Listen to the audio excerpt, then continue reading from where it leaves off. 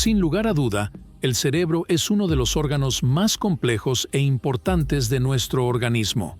Es el órgano principal del sistema nervioso y está implicado en todas las funciones y tareas que realizamos diariamente y que nos mantienen vivos.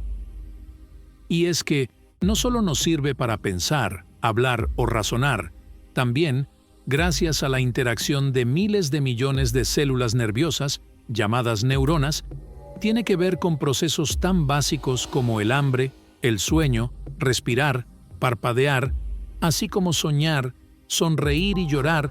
Además permite el aprendizaje y la memoria. Nuestro cerebro ha evolucionado durante millones de años hasta llegar a lo que es actualmente. Está formado por alrededor de 100.000 millones de neuronas. Para que estas células envíen mensajes por todo el cuerpo, es necesario que las neuronas se comuniquen a través de los pequeños espacios que hay entre ellas. A la comunicación entre dos neuronas se le conoce como sinapsis. La sinapsis consiste en señales eléctricas que generan las neuronas y les permiten transmitir información de la parte de la neurona que habla, terminales sinápticas, hacia la región de la neurona que recibe, dendritas y soma de la neurona. El axón está encargado de transmitir la información muy rápidamente de una neurona a otra.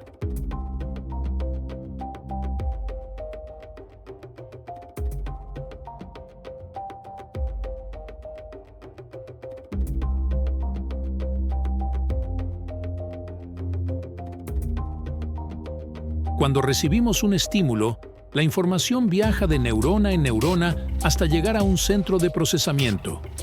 Ahí, el cerebro decide cuál es la acción más adecuada y envía la información con instrucciones de regreso. Por ejemplo, cuando pasamos cerca de una panadería y recibimos el aroma del pan recién horneado, este estímulo viaja a una cierta zona del cerebro y este manda la instrucción que nos provoca hambre.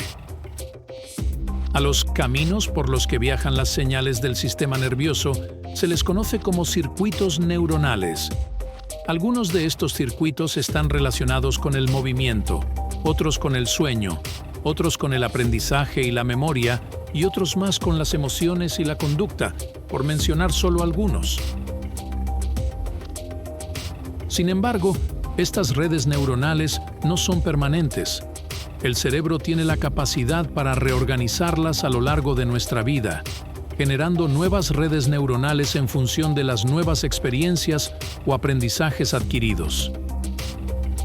Esto es lo que se conoce como plasticidad cerebral. Estos cambios en las redes se dan, por ejemplo, cuando aprendemos un nuevo idioma, a tocar un instrumento, o cuando una persona se cambia de domicilio y debe aprender nuevas rutas de transporte, familiarizarse con su nueva ubicación y con los sitios aledaños. ¿Funcional o estructural? Existen dos tipos de plasticidad en el sistema nervioso. Una que es funcional y que se refiere a la remodelación que ocurre en el cerebro después de perder un miembro. Por ejemplo, cuando se sufre una amputación de un dedo, las neuronas en el cerebro que representan a ese dedo pierden la comunicación sensorial con esa parte del cuerpo e inducen a una reorganización o plasticidad neuronal en las que esas neuronas trabajen para responder a las partes cercanas del dedo perdido. El segundo tipo de plasticidad es la que se le conoce como estructural. Esta se refiere a los mecanismos que existen en nuestro cerebro que nos permiten ser flexibles, reforzar las redes que ya existen y formar nuevas redes neuronales e incluso eliminarlas. La formación y el refuerzo de estas redes nos permite construir recuerdos cada vez con mayor facilidad. Esto sucede mediante mecanismos que potencian la amplitud y la fuerza de la sinapsis, o con la creación de nuevas conexiones.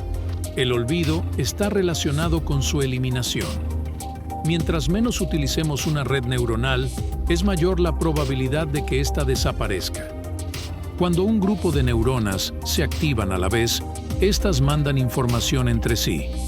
Si este patrón de activación se repite con cierta frecuencia, estas neuronas no solo se mandan información, sino que tienden a buscar una unión más intensa con las otras que se activan a la vez.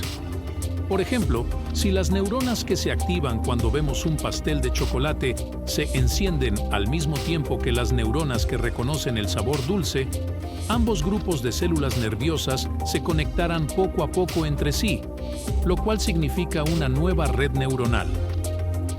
La plasticidad también involucra la generación de nuevas neuronas en un área del cerebro conocida como hipocampo. Entre otros ejemplos está cuando aprendemos un nuevo idioma. Además de activar y de reclutar neuronas que ya existen, se generan nuevas neuronas que a su vez permiten la creación de nuevas redes o la modificación de las que ya existen. Esto permite memorizar y generar nuevos conocimientos en el corto plazo, pero si no se mantiene un estímulo, la red neuronal puede perderse. Por ejemplo, si aprendemos a tocar una canción en el piano, se forma una red en el cerebro y mientras más la toquemos, más se refuerza esa red. Pero si dejamos de practicar, se puede ir perdiendo. Es decir, el olvido está relacionado con la eliminación de las redes neuronales.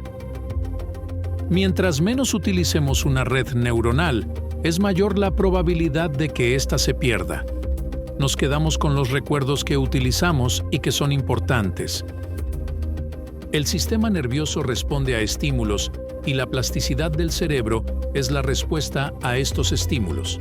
Cualquier actividad, desde leer, caminar por lugares que no conocíamos, realizar algún ejercicio físico, la interacción con otras personas, retar al cerebro realizando crucigramas, entre otras muchas, permiten tener el cerebro activo y estimular la plasticidad.